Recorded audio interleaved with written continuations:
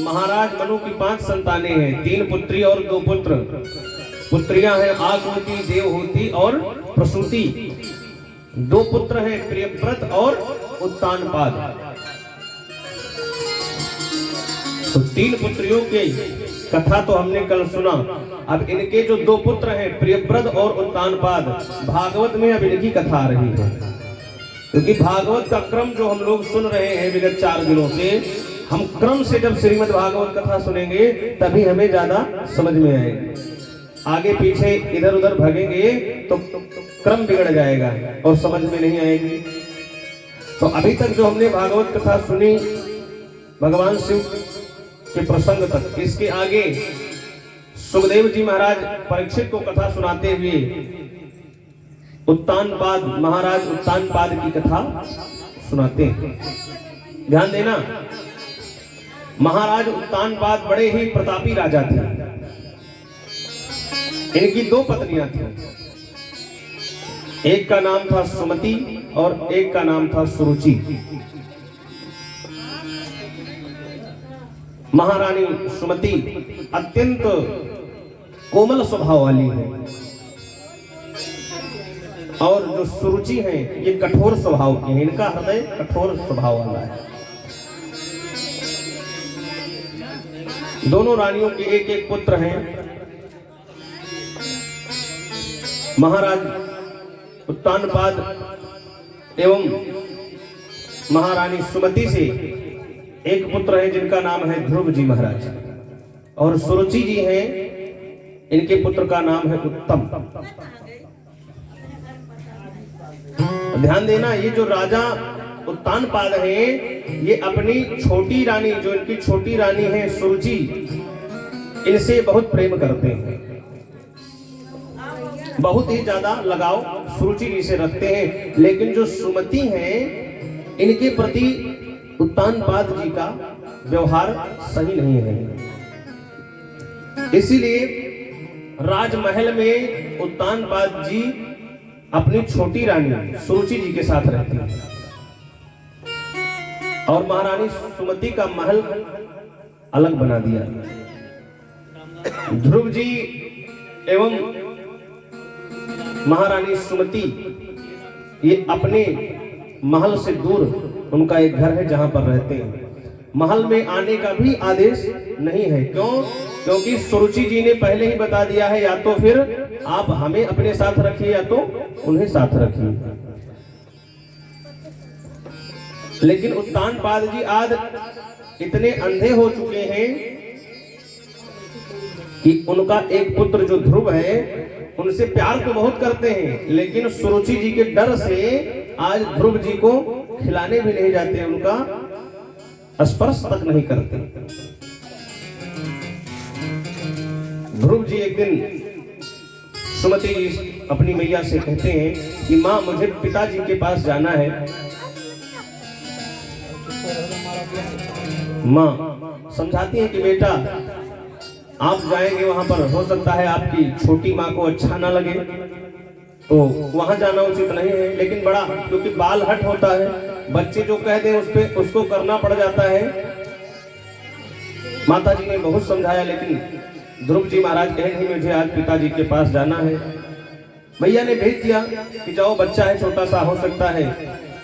और ध्रुव जी महाराज इतने सुंदर हैं और इतने कोमल स्वभाव के हैं और बड़े भी हैं, इसलिए उत्तानपाद जी का जो प्रेम है पुत्र के प्रति वो बहुत प्रगाढ़ है। सिंहासन पर उत्तानपाद जी बैठे हुए हैं।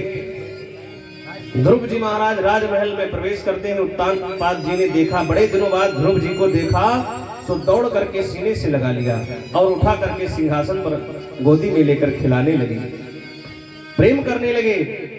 लेकिन जैसे ध्रुव जी की छोटी माँ सुरुचि ने देखा तो तुरंत सिंहासन के पास जा करके ध्रुव जी का हाथ पकड़ करके सिंहासन से नीचे उतार दिया और राजा उत्तानपाद को बहुत डांट लगाई।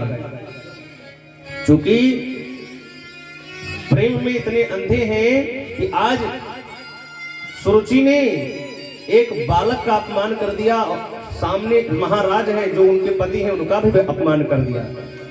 लेकिन महाराजा होते हुए भी इतने अंधे हैं कि छोटे से पुत्र की रक्षा नहीं कर पा रहे हैं। इसीलिए कहते हैं महाराज की व्यक्ति माया में कितना अंधा हो जाता है।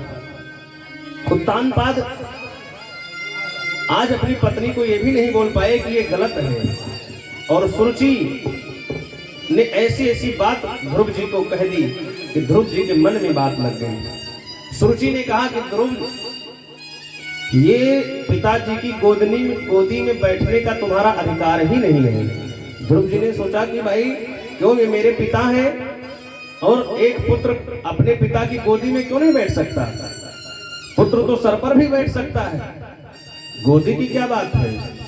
लेकिन सुरुचि ने कहा कि अगर तुम्हें अपने पिता की गोदी में बैठना पड़ेगा, बैठना है अगर तुम्हें अपने पिता की गोदी में, तो पहले जाकर के भगवान से प्रार्थना करो, तपस्या करो, और जब भगवान प्रकट होंगे तब उनसे कहना कि मैं सुरुचि के गर्भ से जन्म लूं, तब जाकर के तुम्हें, जब तुम मेरा पुत्र बनकर के इस पृथ्वी पर आओगे, तब अपने पिता के गोदी में बैठने का अधिकार तुमको मिलेगा।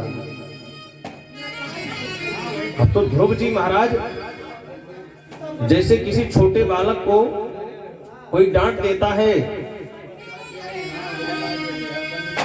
तो मुंह बना करके वहां से अपनी मां के पास जाता है। सुखदेव जी कहते हैं, परीक्षित, जैसे किसी सर्प को डंडे से मार दिया जाए वो फुफकारता है, ऐसे ध्रुव जी महाराज आज गुस्से में माता सुमति के पास जाते हैं। और जब सुमति जी के पास जाते हैं ध्रुव जी महाराज और कहते हैं, मैया आज मैं अपने पिता के पास गया था तो क्या वो मेरे पिता नहीं है? उनके गोदी में मैं बैठा तो मेरी छोटी माँ ने मुझे पकड़ करके सिंहासन से नीचे उतार दिया, और उन्होंने ऐसी ऐसी बातें मुझे कही हैं मैया कि मैं तुमसे कुछ कह नहीं सकता, तो क्या मैं उनका पुत्र नहीं हूं? सुमति जी अत्यंत कोमल हृदय वाली हैं, ध्रुव जी को गले से लगा करके रोने लगती हैं। कहती है, पुत्र, इसमें ना उनका दोष है, न तुम्हारे पिताश्री का दोष है, न तुम्हारी माताश्री का दोष है, इसमें दोष तो हमारे भाग्य का है। भगवान ही हमें नहीं चाहते हैं कि हम आपके पिता के करीब जाएं। लेकिन ध्रुव जी महाराज को आज बात हृदय में लग जाती है। छोटे बालकों का हृदय अत्यंत निर्मल होता है। जो हमारे घर में नन्हे मुन्ने छोटे छोटे बालक हैं, शुरू से इन्हें जो शिक्षा प्रदान करा दी जाएगी, बाद में इनका संस्कार भी वैसे ही हो जाता है। इसलिए पहला गुरु माता पिता ही होते हैं। अगर गुरु तो भाई जब बालक बड़ा होगा, थोड़ा समझदार होगा, तब विद्यालय जाएगा, गुरु का सानिध्य प्राप्त करेगा। लेकिन प्रथम शिक्षा जो है माता पिता से ही वो संस्कार, घर से ही वो संस्कार प्रस्फुटित होता है। और अपने बालक को संस्कार देना ही आज के समय में सबसे कठिन काम है। आजकल हम विद्यालयों में बच्चों को बहुत पढ़ाते हैं, ध्यान देना, आजकल जो कॉन्वेंट स्कूल है, इंग्लिश मीडियम से हम अपने बच्चों को पढ़ाते हैं, लेकिन वहां का संस्कार, वहां का कल्चर जो है वो अपने भारतीय कल्चर से अलग होता जा रहा है। तो जब संस्कार ही आपके बच्चों में नहीं आएगा तो कितना भी पढ़ा लीजिए, मान लीजिए आपने बहुत पढ़ा दिया अपने बच्चे को, शिक्षा उसकी अच्छा खासा ग्रेजुएट हो गया, नौकरी लग गई, सॉफ्टवेयर इंजीनियर हो गया, खूब पढ़ाया आपने, और बाद में वो क्या हुआ, बच्चा चला गया विदेश। कहा, पिताजी हम तो यही विदेश में ही अमेरिका में सेटल हो गए। माता पिता की सेवा तो दूर का विषय है, वो खुद अपनी सेवा करें, ये बहुत बड़ी बात है।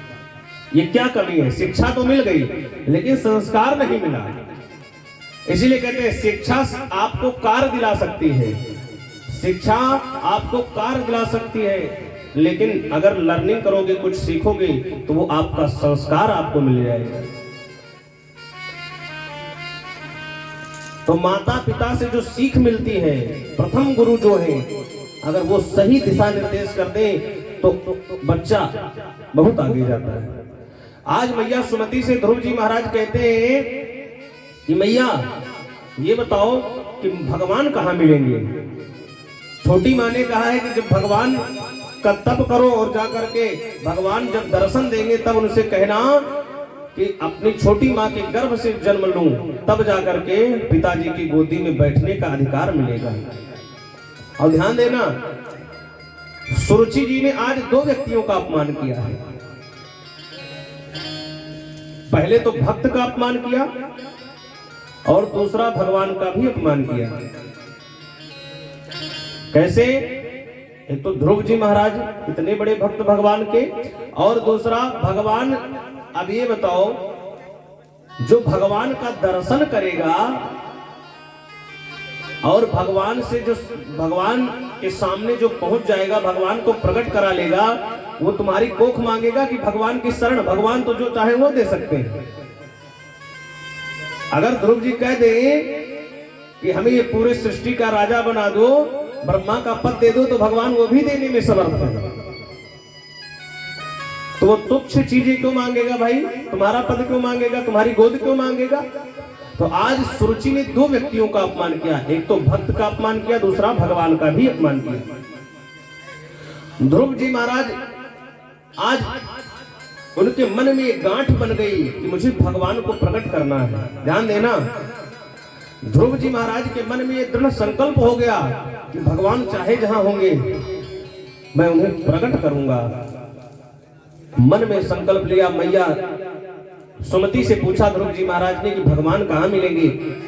सुमति जी ने कहा कि भगवान तो हर जगह है, भगवान कहां नहीं है? हरि व्यापक सर्वत्र समाना,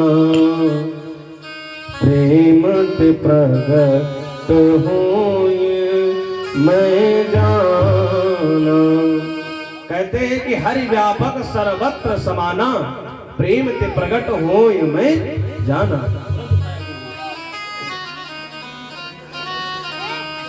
कहते हैं भगवान हर जगह व्याप्त है, कण कण में, अणु अणु में भगवान का वास है। तो भगवान कहां नहीं? भगवान तो हर जगह है। ध्रुव जी ने पूछा तो भगवान मिलेंगे कैसे? आज मैया सुमति ने ध्रुव जी को समझाया कि भगवान कैसे मिलेंगे। यहीं पर रखवा दीजिए प्रसाद, जो लोग आवा करें वहां न जाना पड़े, यहीं पर रख दिया करें। एक कोई पात्र रखवा दीजिए। बोले शंकर भगवान की जय। हाँ, ये लोग देखेंगे तो रखेंगे, वहां जाना पड़ता है, लोग नहीं समझ पाते। बोले शंकर भगवान की, श्रीमद् भागवत महापुराण की जय। सुमति मैया से ध्रुव जी महाराज पूछते हैं कि भगवान कैसे मिलेंगे? अगर भगवान हर जगह है तो मिलेंगे कैसे? मैया ने कहा कि उसके लिए तो तपस्या करनी पड़ती है, मेहनत करना पड़ता है, तब जाकर के भगवान प्राप्त होते हैं। जन्म जन्म मुनि जतन कराही, जब कई जन्म तक लोग तपस्या करते हैं तब जाकर के भगवान का दर्शन होता है, भगवान का साक्षात्कार होता है। ध्रुव जी के मन में ये बात आ गई कि हाँ भगवान मिलेंगे तपस्या करने से। रात्रि में मैया सो रही थी और ध्रुव जी महाराज, आज 6 वर्ष की अवस्था है ध्रुव जी की, मैया को प्रणाम किया और जंगल की तरफ चल पड़े। कहा कि तपस्या करना है जंगल में जाकर के, और तप करके मैं भगवान को प्रकट करूंगा। ये ऐसा दृढ़ संकल्प लेकर के ध्रुव जी महाराज निकले। और जब ध्रुव जी महाराज घर से निकले, सभी देवता लोग परेशान हो गए कि 6 वर्ष की अवस्था में ये कौन बालक जंगल की तरफ भगा जा रहा है। नारद जी को पता चला कि उत्तानपाद का पुत्र ध्रुव आज जंगल में जा रहा है भगवान की तपस्या करने। तो नारद जी ने सोचा भाई चेला बनाने लायक लड़का है। देखिए, गुरु को शिष्य की आवश्यकता होती है। अच्छा शिष्य भी मिलना अपने आप में एक बहुत बड़ा विषय है। गुरु तो मिलना एक सौभाग्य का विषय है, लेकिन एक गुरु के लिए एक अच्छा शिष्य मिलना भी सौभाग्य का विषय है। अगर गुरु अच्छा नहीं मिला तब तो हमारी समस्या है भाई। कोई बात नहीं, गुरु तो बना लिए। गुरु किसे कहते हैं? कहते हैं गुकारः अंधकारस्यात् रुकारस्तन् निरोधकः अंधकार प्रकाशत्वात् गुरु इति विधीयते। शास्त्रों ने निर्देश दिया कि जो अंधकार से प्रकाश की ओर ले जाए वही गुरु है। अगर हमारे हृदय में अज्ञान का अंधकार भरा हुआ है तो उस अज्ञान अंधकार को गुरु लोग अपनी ज्ञान के प्रकाश से अंधकार को नष्ट करें, ये गुरु का काम है। तो हमें गुरु मिले तो सौभाग्य का विषय है, लेकिन गुरु को भी अच्छा शिष्य मिल जाए तो गुरु के लिए भी सौभाग्य का विषय है। तो नारद जी हमेशा तलाश में रहते हैं कि कहां पर कोई अच्छा शिष्य मिल जाए, तुरंत मंत्र दे दो। और तुरंत क्या किया, आज देखा कि अच्छा शिष्य मिल रहा है, उन्होंने तुरंत नारद जी महाराज ध्रुव जी के पास पहुंचे। लेकिन नारद जी ने सोचा कि हो सकता है बालक है, घर से गुस्सा है, वैराग्य हो गया, लेकिन अभी जाएगा, भूख प्यास लगेगी तो घर लौट आएगा। ध्यान देना, वैराग्य भी कई प्रकार से लोग करते हैं। घर पर झगड़ा हुआ तो तुरंत कहे चलो नहीं रहेंगे, अब चलो अयोध्या में रहेंगे, हैं? पति पत्नी में झगड़ा हुआ, घर में माता पिता ने झगड़ा किया तो कहे भैया आप गृहस्थी अच्छी चीज नहीं है, चल के घर पे रहेंगे। घर में भाई खटपट तो चल बाबा के मठ पर, तो ये मरकट वैराग्य है। जब झगड़ा हुआ तब याद आई कि चलो इससे अच्छा वैरागी बन जाते, लेकिन 1-2 घंटे में जहां सब व्यवस्थाएं सही हुई सो तुरंत फिर उसी में रम गए। ये मरकट वैराग्य है। एक शमशान वैराग्य होता है, जब लोग शमशान में जाते हैं तो वहां पर बड़ा वैराग्य होता है। लोग कहते हैं भाई इस दुनिया में कुछ नहीं है, एक दिन यहीं पर आना है। लेकिन जैसे चिता जल करके खत्म होती है तो कोई सब्जी लेते हुए घर जाता है, कोई दुकान खोलता है, कोई व्यापार करता है, फिर भूल जाते हैं। शमशान में जाने के बाद केवल वैराग्य जो उत्पन्न होता है वो शमशान वैराग्य है। नारद जी ने सोचा कि बालक तो बड़ा बढ़िया है, लेकिन हो सकता है कि मरकट वैराग्य हो। अभी भूख लगेगी, भूख प्यास लगेगी तो घर की तरफ भगेगा। तो नारद जी ने सोचा कि चलो इस बालक की पहले परीक्षा लेते हैं, अच्छा शिष्य होगा तो मंत्र देंगे।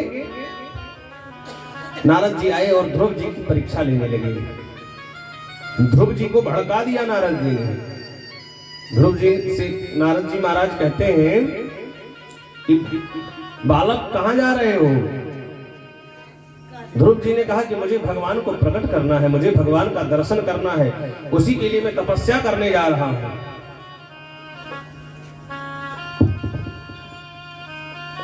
नारद जी ने कहा कि इतने छोटी अवस्था में बालक हो भी तुम, रास्ते में इतने वन्य जीव घूम रहे हैं, शेर भालू ये तुम्हें खा जाएंगे, तुम कह रहे हो कि जंगल में जाकर तपस्या करोगे?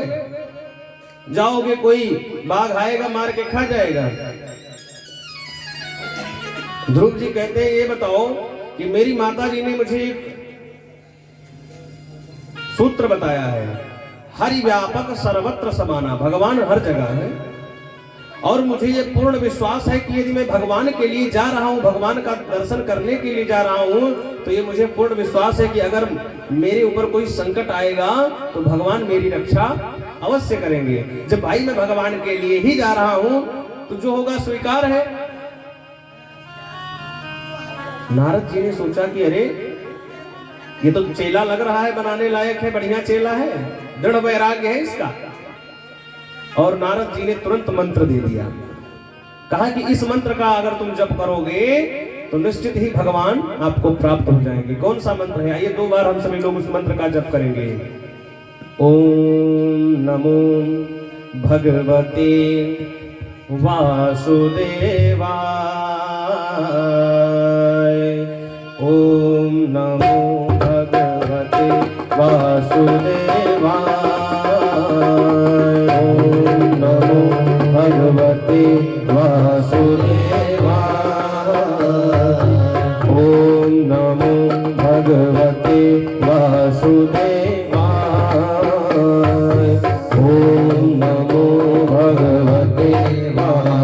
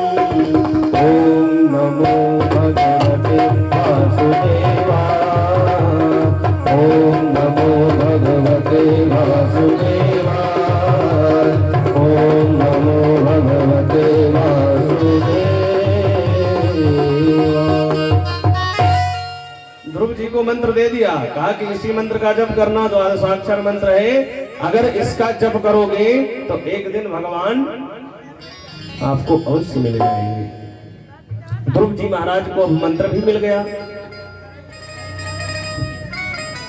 संत का दर्शन हुआ और मंत्र भी मिल गया। और ध्यान देना, नारद जी महाराज एक ऐसे संत हैं कि जिन जिन लोगों को पहले नारद जी का दर्शन हुआ है उनको भगवान का दर्शन अवश्य हुआ है। एक बार अगर नारद जी का दर्शन हो जाए तो आप ये जरूर जान जाइए कि अब भगवान का दर्शन होने में ज्यादा समय नहीं है। उदाहरण है कि जिन जिन लोगों को नारद जी ने दर्शन दे दिया उन लोगों को भगवान ने दर्शन दे दिया। तो ध्रुव जी महाराज को तो शुभ संकेत मिल गया, नारद जी का दर्शन हो गया और मंत्र भी दे दिया, गुरु भी बन गए। और उसी द्वादशाक्षर मंत्र का अनुसंधान श्री ध्रुव जी महाराज ने किया, जिसके फलस्वरूप कहते हैं बड़ा ही कठोर तप किया है ध्रुव जी महाराज ने। कहते हैं महाराज 3 दिन में 1 दिन फलाहार करते हैं ध्रुव जी महाराज। जब तप शुरू किया तो 3 दिन में केवल 1 दिन फलों का आहार करते हैं। धीरे धीरे समय बीतता है, दूसरा महीना जब लगा तप का तो और तप कठोर कर दिया। अब क्या करते हैं ध्रुव जी, अब 6 दिन में एक बार केवल दूब और पत्ता यही खाते हैं। तृण पर्णादि भी, तृण और पत्ता, दूब घास इत्यादि और ये जो पत्ते हैं इनका सेवन करते हैं। बताइए 6 वर्ष का बालक आज 6 दिन में मात्र एक बार पत्तों का आहार करता है। फिर धीरे धीरे और तप को बढ़ाया तो कहते हैं 9 दिन में मात्र 1 दिन यमुना जी का जल पान करते हैं, उसके बाद तप करने लगते हैं। धीरे धीरे और तप कठोर किया, 12 दिन में मात्र 1 दिन वायु का आहार करते हैं, वायु पान करते हैं, केवल वायु पान करते हैं। 12 दिन में एक बार मुंह खोला, उसके बाद मुंह बंद। इतना कठोर तप कर दिया कि इंद्र का सिंहासन हिलने लगा। इंद्र लोग परेशान हो गए, इंद्र आदि देवता। इंद्र सोचे कि हो सकता है इंद्र की गद्दी ना छीन ले हमसे, परेशान हुए। और क्या हुआ, ध्रुव जी ने जब 5वें महीने में तप की साधना को बढ़ाया तो कहते हैं दाहिने पैर के अंगूठे पर ध्रुव जी महाराज खड़े होते हैं और अपनी श्वास को ही रोक देते हैं। ध्रुव जी महाराज ने जैसे ही अपने श्वास को रोका तो पूरे पृथ्वी में, पूरे ब्रह्मांड में कंपन होने लगा, हलचल मच गई। सभी चर अचर प्राणी, प्राणी की क्या बात कहें, देवताओं की भी श्वास रुकने लगी। पवन देवता जो सबको श्वास देते हैं उनकी ही श्वास रुकने लगी। सब भागते हुए दौड़ते हुए भगवान के पास पहुंचे, कहने लगे प्रभु ये क्या हो गया, अचानक संतुलन बिगड़ रहा है पूरे ब्रह्मांड का, ऑक्सीजन की कमी हो रही है, क्या किया जाए। भगवान ने कहा कि डरो मत ऋषियों, कुछ ना कुछ तो इसका उपाय करना पड़ेगा। इतने में नारद जी ने आकर के बताया कि प्रभु आपका एक बहुत छोटा सा बालक भक्त है जो अपने श्वास को रोक दिया है, जिसके कारण पृथ्वी में हलचल मच रही है। तो भगवान ने सोचा था कि 2-4 साल तपस्या करेगा तब जाएंगे, लेकिन ध्रुव जी के तेज से आज सबकी वायु ही रुकने लगी। देवताओं ने निवेदन किया कि जल्दी जाओ बालक को दर्शन दो, नहीं तो सब मर जाएंगे। और भगवान दौड़ करके आए ध्रुव जी को दर्शन करने, क्योंकि भाई अगर थोड़ी देर और हो जाती सब लोग, भाई जब श्वास ही नहीं रहती तो कौन बचता। दौड़ करके भगवान आए और भगवान ध्रुव जी के सम्मुख आकर के प्रकट हो गए चतुर्भुज रूप में। बोले विष्णु भगवान की शंख चक्र गदा और पद्म लेकर के ध्रुव जी के सम्मुख आज प्रकट हो गए भगवान विष्णु। लेकिन ध्रुव जी महाराज आंख ही नहीं खोल रहे हैं। क्यों? क्योंकि हृदय के अंदर भगवान का दर्शन हो रहा है। ध्रुव जी के हृदय के अंदर भगवान का दर्शन हो रहा है, इसलिए वो भगवान को बाहर नहीं देख रहे। भगवान समझ गए कि ध्रुव जी ऐसे नहीं खोलेंगे, पहले हृदय के अंदर की झांकी को हटाना पड़ेगा। भगवान ने तुरंत जैसे हृदय से ध्रुव जी के गायब हुए, तुरंत छटपटाने लगे ध्रुव जी महाराज, और आंख खोल करके देखा तो जो झांकी हृदय के अंदर थी वही झांकी सन्मुख प्रकट दिख रही है। ध्रुव जी ने देखा, दौड़ करके भगवान के चरणों में गिर पड़े, प्रार्थना करने लगे। कहते हैं योऽन्तः प्रविश्य मम वाचमिमां प्रसुप्तां संजीवयत्यखिल शक्तिधरः स्वधाम्ना अन्याश्च हस्तचरणश्रवणत्वगादीन् प्राणान् नमो भगवते पुरुषाय तुभ्यम्। ध्रुव जी ने कहा कि प्रभु आप तो प्रकट हो गए, लेकिन मैं करूं क्या, ये तो मुझे किसी ने बताया ही नहीं। लोग यही कह रहे थे कि भगवान प्रकट हो जाएंगे, लेकिन मैंने ये किसी से नहीं पूछा कि प्रकट जब हो जाएंगे भगवान तब क्या करना पड़ेगा। अब 6 वर्ष की बालक का जो बच्चा है वो क्या जाने भगवान की कैसे पूजा की जाती है, उनका ध्यान कैसे किया जाता है, बच्चे को क्या पता। ध्रुव जी हाथ जोड़कर कहते हैं प्रभु इसके बाद वाली प्रक्रिया तो मुझे कुछ पता ही नहीं है। हकबका गए। और क्या किया, भगवान ने अपना पांचजन्य शंख कपोल पर स्पर्श करा दिया ध्रुव जी के, और जैसे कपोल पर स्पर्श कराया सो वेद वेदांत कंठस्थ हो गए। ध्रुव जी स्तुति कर उठे। 12 श्लोकों में बड़ी ही दिव्य स्तुति श्री ध्रुव जी महाराज करते हैं, और कहते हैं मूकं करोति वाचालम पंगुं लंघ्यते गिरिं यत्कृपातमहं वन्दे परमानंद माधवम। ध्रुव जी महाराज कहते हैं कि आपकी कृपा जिसके ऊपर हो जाए, कदाचित वो गूंगा भी हो तो बोलने लगता है। मूक होई वाचाल पंगु चढ़े गिरवर गहन। अगर लंगड़ा भी व्यक्ति हो, लेकिन अगर आपकी कृपा उसके ऊपर हो जाए तो बड़े बड़े पहाड़ों को वो आसानी से नांग सकता है। ये भगवान की कृपा में यत् कृपातमहं वन्दे परमानंद माधवम। कहते हैं प्रभु जिसके ऊपर आपकी कृपा हो जाए, गूंगा भी बोलने लगता है, लंगड़ा भी पहाड़ चढ़ जाता है। ये भगवान की कृपा का प्रसाद का प्रभाव है। ध्रुव जी ने बड़ी ही सुंदर स्तुति की, और भगवान ने आदेश दिया कि जाओ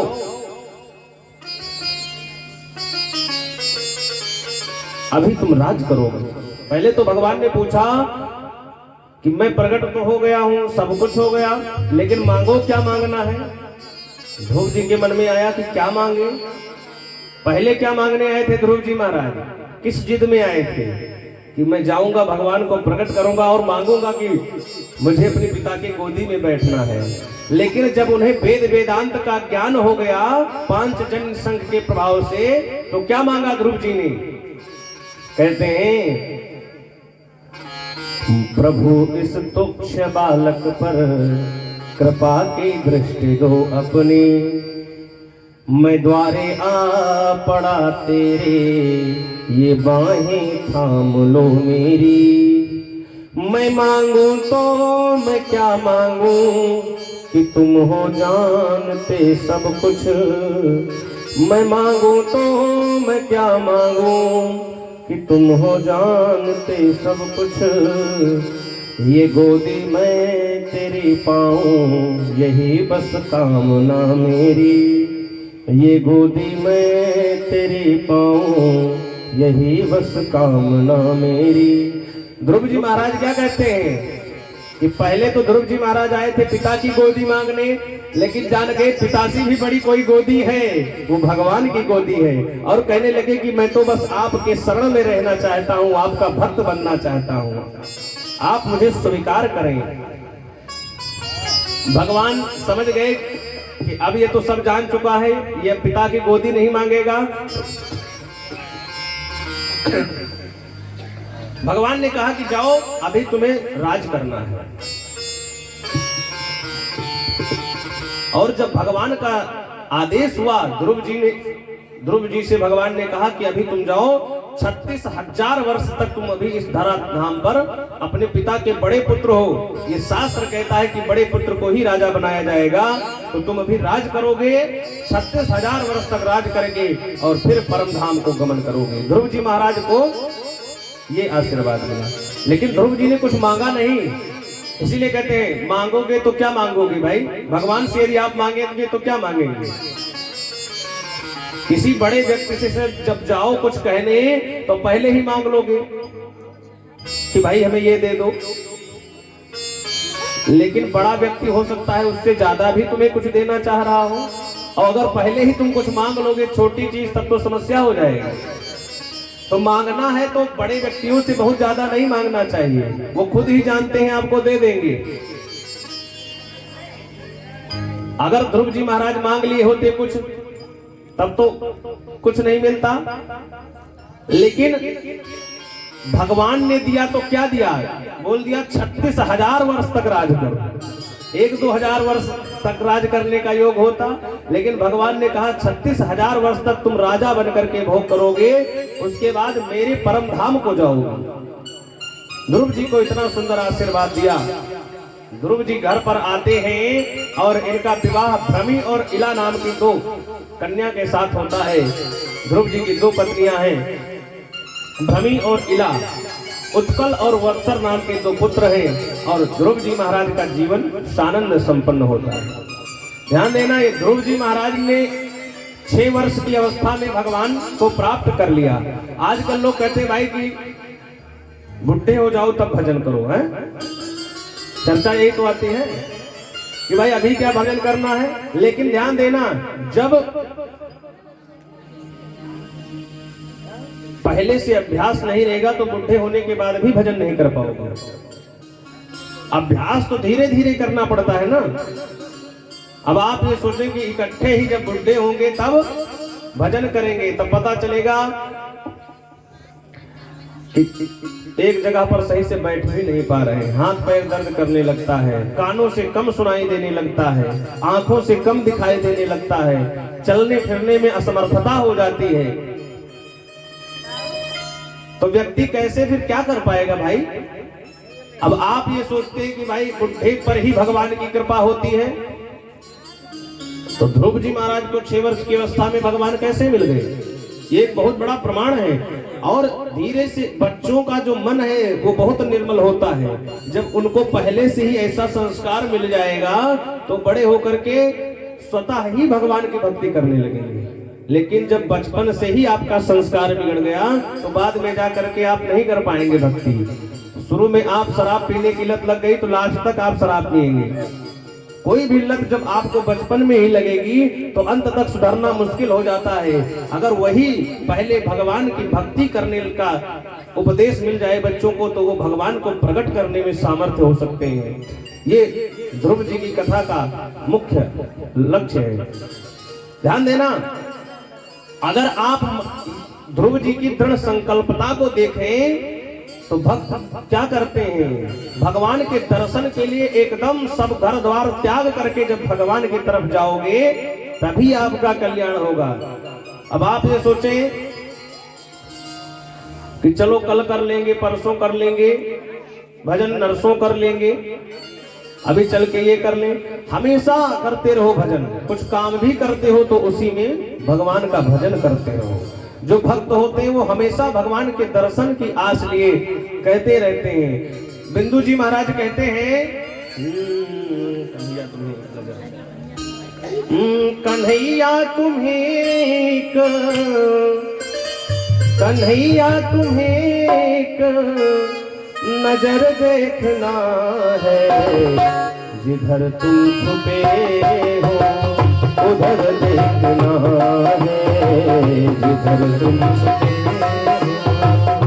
जो भक्त होते हैं, जो वस्तुतः भक्त होते हैं वो हमेशा भगवान के दर्शन के लिए ही लालायित रहते हैं। भक्त कहते हैं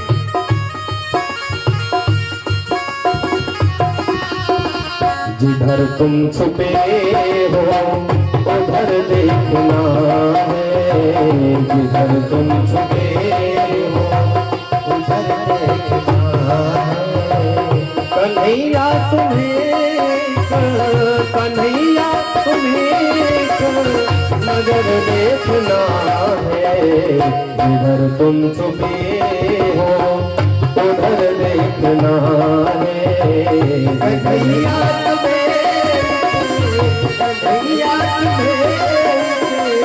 नजर देखना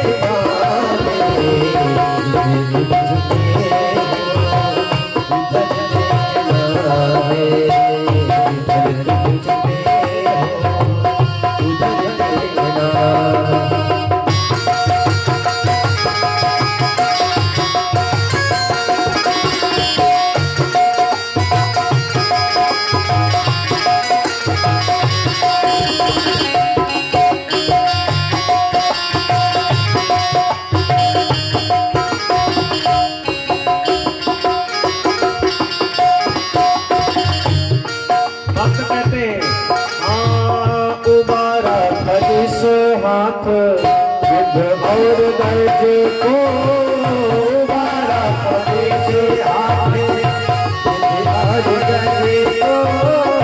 उबारा जिस हाथ युद्ध और गर्ज को उबारा से हाथ युद्ध और गर्ज को उबारा जिस हाथ युद्ध और गर्ज को से हाथ आज गए को उसी हाथ का उसी हाथ का उसी हाथ का उसी हाथ का असर देखना है, जिधर तुम छुपे हो उधर देखना है, जिधर तुम छुपे हो उधर देखना है।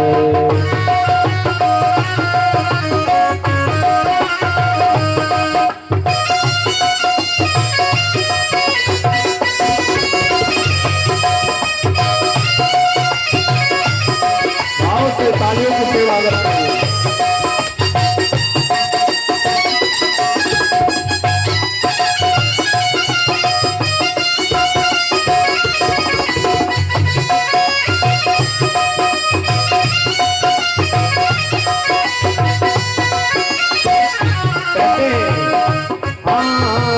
अगर तुम हो दीनों के आहो के आशिक, अगर तुम हो दीनों के आहो के आशिक, अगर तुम हो दीनों के आहो के आशिक, अगर तुम हो दीनों के आहो के आशिक, तो आहो का अपने तो आहो तो आहो अपने तो आहो असर देखना है, जिधर तुम छुपे हो उधर देखना है, जिधर तुम छुपे हो उधर देखना है। भाव से तालियों की सेवा करते हैं।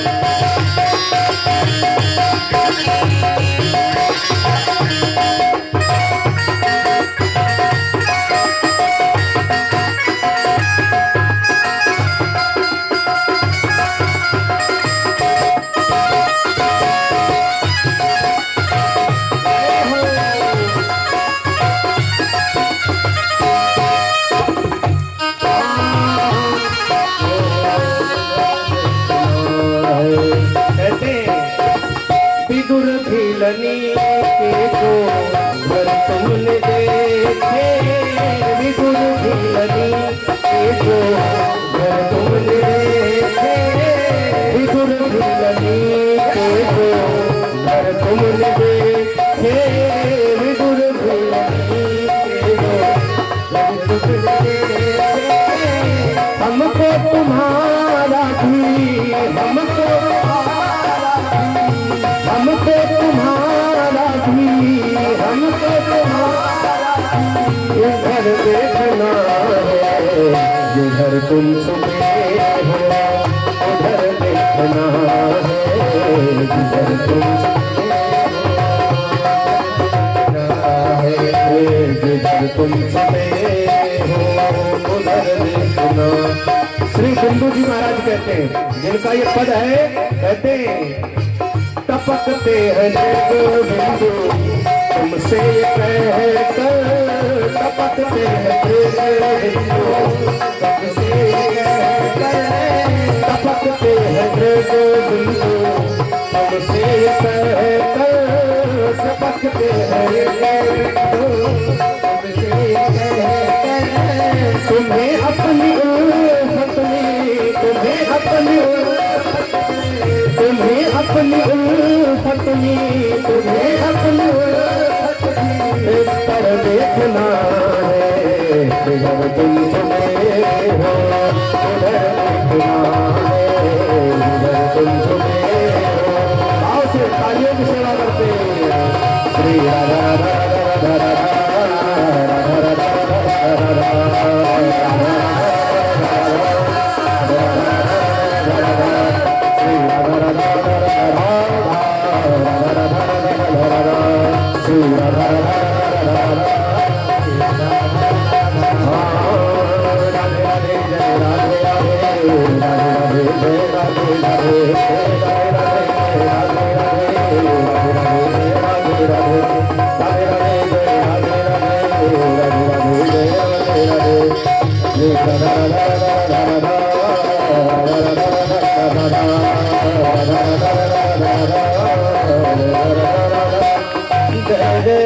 श्री राधे। एक बार जोर से बोलिए राधे राधे।